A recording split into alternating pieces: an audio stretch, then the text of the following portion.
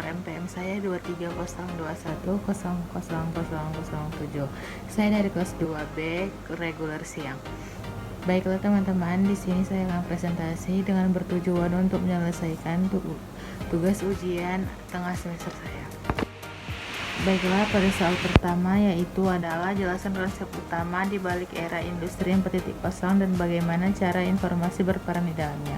Jawabannya adalah pada revolusi industri 4.0 ada 5 konsep utama teknologi yang menjadi pilar utama dalam mengembangkan sebuah industri digital, yaitu adalah yang pertama Internet of Things atau disebut dengan IoT, kedua adalah Big Data, dan ketiga ada AI atau Artificial Intelligence, keempat adalah Cloud Computing, dan terakhir adalah Additive Manufacturing. Itu ada juga perindustri teknologi informasi di era revolusi 4.0, yaitu teknologi informasi merupakan segala teknologi yang dapat membantu manusia dalam membuat, mengubah, menyimpan, mengomunikasikan, dan atau menyebarkan informasi.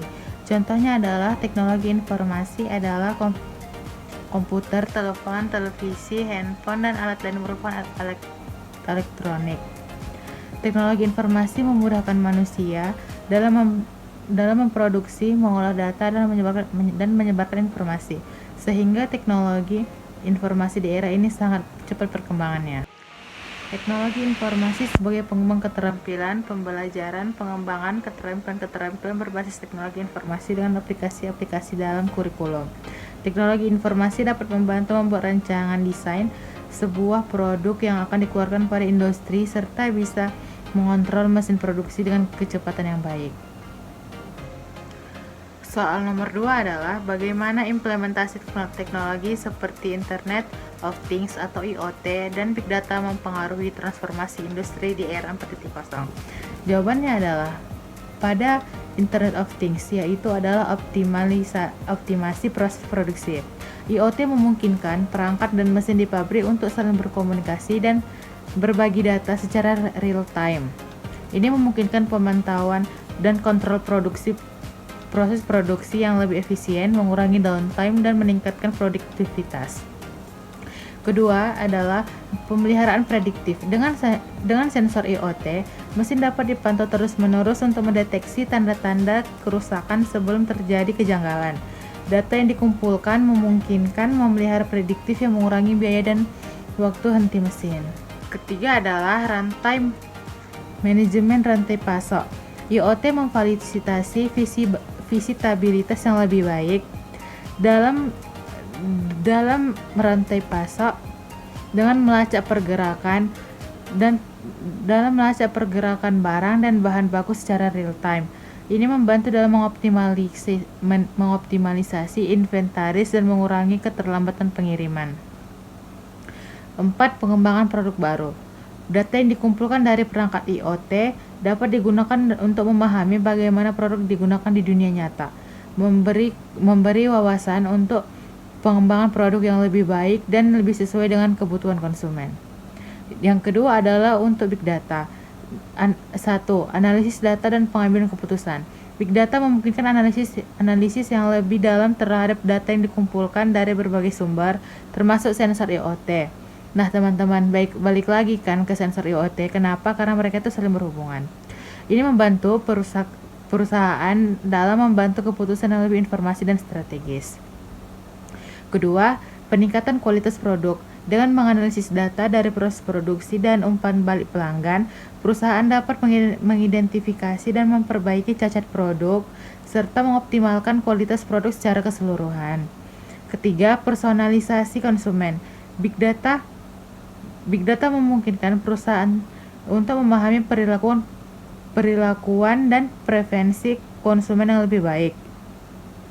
Ini membuka peluang untuk menawarkan produk dan layanan yang lebih dipersonalisasi, meningkatkan kepuasan dan loyalitas pelanggan. Dan yang terakhir adalah efisiensi operasional. Analisis data besar membantu dalam mengidentifikasi inefisiensi dalam operasi bisnis.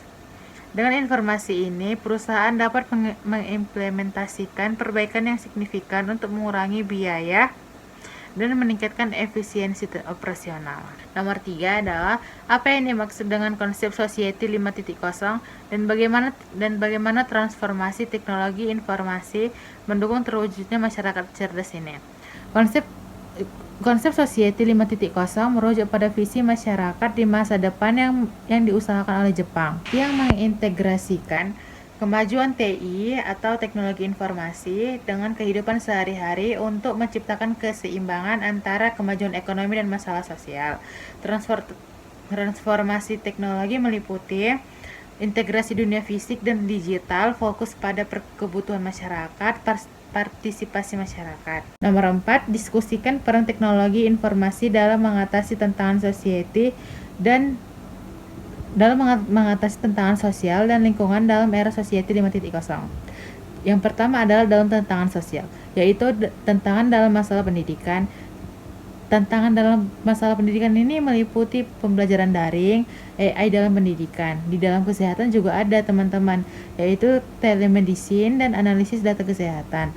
Terus pemberdayaan ekonomi, yaitu adalah platform ekonomi digital dan vintage. Nomor 5, jelaskan perkembangan komputer dari generasi pertama hingga masa kini,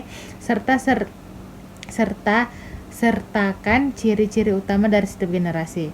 1, yaitu perkembangan komputer dari generasi pertama hingga sekarang mengalami transformasi yang signifikan. Kenapa kayak gitu? Karena pada generasi pertama, yaitu pada tahun 1940-an sampai 1950-an, yaitu adalah dari teknologinya dulu nih. Dari teknologinya kan masih menggunakan tabung vakum untuk sirkuit dan drum magnetik untuk memori. Terus ciri-cirinya ukurannya besar, mengonsumsi banyak daya, menghasilkan banyak panas dan relatif lambat. Jadi teman-teman, pada komputer yang generasi pertama ini masih lambat gitu loh. Contoh komputernya ENIAC UNIVAC 1. Terus CSTU utamanya ENIAC menggunakan rangkaian elektronik berbasis tabung vakum. Pada generasi kedua nih kayaknya lebih berkembang, yaitu pada tahun 1950-an sampai 1960-an. Yaitu dari teknologinya dulu nih. Dari teknologinya dia sudah menggunakan transistor menggantikan tabung vakum. Jadi kan kemarin itu dia pakai tabung vakum yang lebih besar. Nah, sekarang ini dia udah nggak pakai tabung vakum lagi, jadi dia pakai transistor. Terus ciri-ciri transistor ini dia lebih kecil dibanding tabung vakum tadi. Terus dayanya juga lebih hemat, lebih cepat juga. Terus lebih andal lah dia digunakan daripada generasi pertama. Terus contoh komputernya IBM 7090, UNIVAC 1108. CSTU utamanya itu adalah IBM 7090 menggunakan transistor sebagai elemen utama dalam CSTU-nya. Terus teknologinya udah menggunakan IC, yaitu teknologi sirkuit terpadu. Ada nih di generasi ketiga, yaitu pada tahun 1960-an sampai 1970-an. Teknologinya sudah menggunakan IC, ciri-cirinya lebih kecil. Jadi kan yang generasi kedua kan udah kecil kan dari generasi pertama. Nah, generasi ketiga ini lebih kecil lagi. Terus dia lebih kecil, lebih efisien, lebih cepat juga, dan lebih murah. Terus contoh komputernya IBM 360 sama PDP 8. CSTU utamanya menggunakan IC sebagai komponen utama CSTU-nya. Terus ada lagi nih generasi keempat yaitu tahun 1970-an sampai sekarang. Teknologinya menggunakan mikroprosesor. Ciri-cirinya komputer pribadi muncul sangat kecil, sangat cepat dan lebih kuat. Contoh komputernya Apple II, IBM PC. CSTU utamanya Intel 4004 adalah mikroprosesor pertama yang digunakan dalam generasi ini. Generasi kelima yaitu generasi sekarang sampai ke masa depan nanti. Teknologinya sudah berbasis kecerdasan buatan, yaitu AI tadi. Terus komputasi kuantum dan teknologi nano, teknologi kecil. Terus ciri-cirinya fokus pada kemampuan pembelajaran, memproses paralel dan komputasi tingkat tinggi. Kayaknya lebih kayak sesuai dengan kebutuhan kita sekarang kan teman-teman, nggak sebesar yang dulu. Terus contoh komputernya yaitu superkomputer IBM Watson, Google Quantum Computer. Case utamanya IBM Watson menggunakan arsitektur kognitif dengan prosesor canggih yang mampu menangani AI dan pembelajaran mesin. Perkembangan ini mencerminkan evolusi teknologi yang semakin kompleks dan efisien, membawa komputer dari perangkat besar dan lambat ke sistem kompak dan sangat cepat yang kita gunakan saat ini. Jadi teman-teman, komputer yang kita gunakan saat ini adalah itu komputer generasi kelima. Jadi udah ada 5 generasi kan. Kebayangkan gimana dari dulu, dari yang sangat besar sampai sekarang yang lebih terjangkau, yang sangat mudah dibawa. Di nomor 6 ini ada lagi soalnya. Apa yang dimaksud dengan arsitektur von Neumann dan bagaimana pengaruh terhadap perkembangan komputer. Jadi pengertian arsitektur von Neumann tersendiri adalah sebuah desain struktural untuk komputer yang sangat berpengaruh dalam sejarah perkembangan komputer. Terus pengaruhnya itu satu konsep program tersimpan, yaitu arsitektur von Neumann memperkenalkan ide bahwa instruksi dan data dapat disimpan dalam memori yang sama. Terus ini memungkinkan komputer untuk menjalankan program yang berbeda tanpa perlu diulang secara fisik, yang merupakan langkah besar dari komputer generasi selanjutnya. Dan yang kedua adalah pemrograman yang fleksibel. Dengan memori yang dapat diakses secara acak, programmer dapat menulis kode yang lebih kompleks dan fleksibel yang dapat dengan mudah diubah dan diperbaharui. Dan yang ketiga adalah pengembangan bahasa pemrograman. Arsitektur ini memungkinkan penciptaan bahasa pemrograman tingkat tinggi yang membuat pemrograman lebih mudah diakses dan meningkatkan produktivitas pengembangan perangkat lunak. Pengembangan sistem operasi. Memori yang digunakan bersama antara instruksi dan data memungkinkan pengembangan sistem operasi yang lebih canggih, yang dapat mengelola sumber daya komputer yang menyediakan antarmuka pengguna yang lebih baik. Terus yang kelima adalah perkembangan hardware. Arsitektur von Neumann mendorong standarisasi komponen hardware yang memungkinkan produksi massal dan penurunan harga komputer.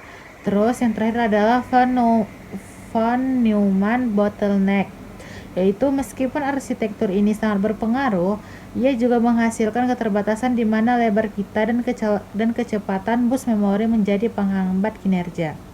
Ini mendorong inovasi dalam desain sistem komputer, termasuk penggunaan cache atau sampah dan arsitektur paralel. Nomor 7 adalah jelaskan perbedaan antara perangkat lunak sistem dengan perangkat lunak aplikasi dan berikan contoh masing-masing.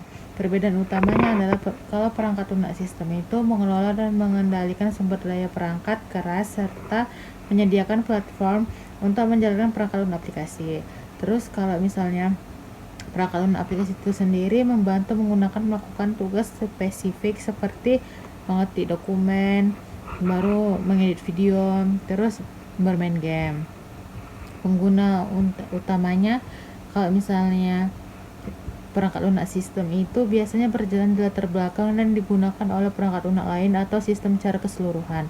Kalau dari perangkat lunak aplikasinya digunakan langsung oleh pengguna akhir untuk menyelesaikan tugas tertentu. Terus contoh konkretnya, kalau di perangkat lunak sistem Windows, macOS, BIOS, driver printer.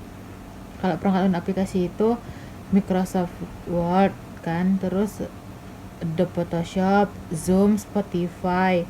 Dengan memahami perbedaan ini, pengguna dapat lebih efektif dalam memilih dan menggunakan perangkat lunak sesuai dengan kebutuhan mereka. Nomor 8, bagaimana sejarah perangkat lunak dari awal munculnya komputer hingga saat ini. Pada era prakomputer, yaitu sebelum 1940-an, pada era ini perangkat lunak belum digunakan secara luas. Program-program komputer awal dikodekan secara langsung menggunakan bahasa mesin satu. Terus pada pembuatan yaitu tahun 1940 sampai 150-an, konsep pemrograman tingkat tinggi mulai muncul dengan adanya bahasa pemrograman seperti Fortran dan LISP. Pengembangan perangkat lunak menjadi lebih terstruktur dengan diperkenalkannya metode pemrograman seperti diagram alir dan desain struktural satu. Terus krisis perangkat lunak yaitu pada tahun 1960-an sampai 1970-an. yaitu peningkatan kompleksitas perangkat keras dan permintaan yang meningkat untuk perangkat lunak menyebabkan krisis perangkat lunak pada tahun 1960-an. Masalah seperti waktu dan biaya melampaui perkiraan serta kualitasnya perangkat lunak menjadi perhatian utama satu.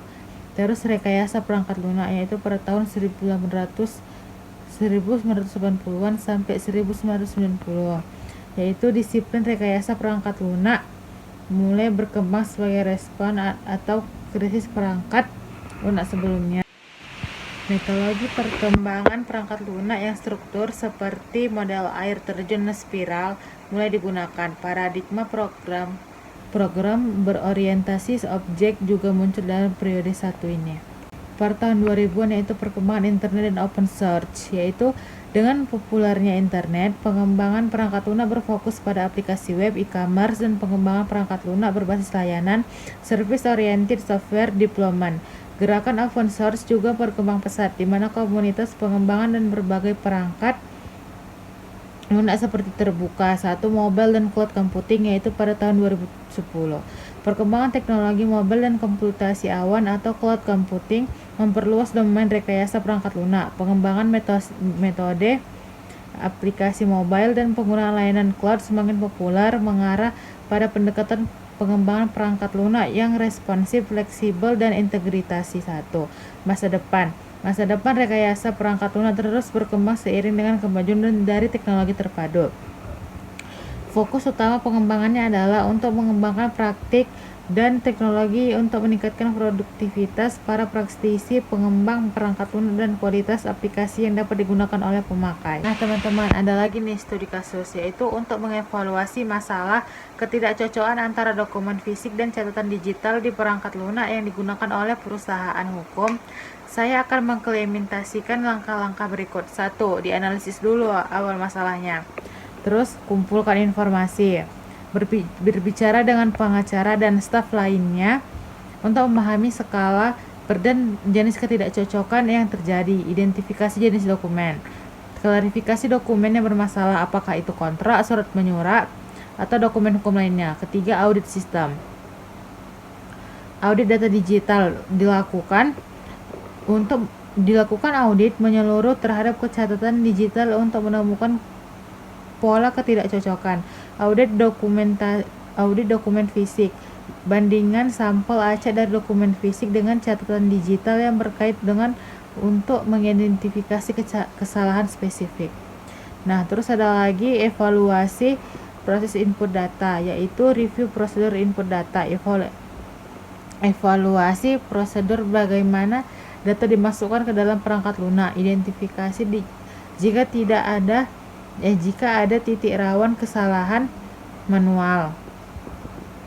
Periksa sinkronisasi. Pastikan bahwa ada proses yang menandai sinkronisasi antara dokumen fisik dan digital. 4. Teknologi dan keamanan.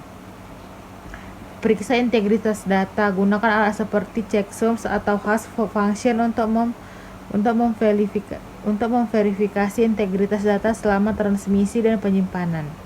Evaluasi keamanan sistem. Tinjau kebijakan keamanan cyber untuk memastikan data dilindungi dari akses ketidak sah dan manipulasi. Terus kepatuhan terhadap regulasi. Analisis regulasi privasi. Pastikan bahwa proses pengelolaan data sesuai dengan regulasi privasi seperti GDPR atau aturan lokal lainnya. Konsultasi hukum. Libatkan tim hukum untuk memastikan bahwa setiap solusi teknis yang diimplementasikan juga sesuai dengan kewajiban hukum dan regulasi. Dan yang terakhir adalah implementasi solusi. Baiklah, sekian hasil presentasi saya. Saya sudahi dengan wassalamualaikum warahmatullahi wabarakatuh.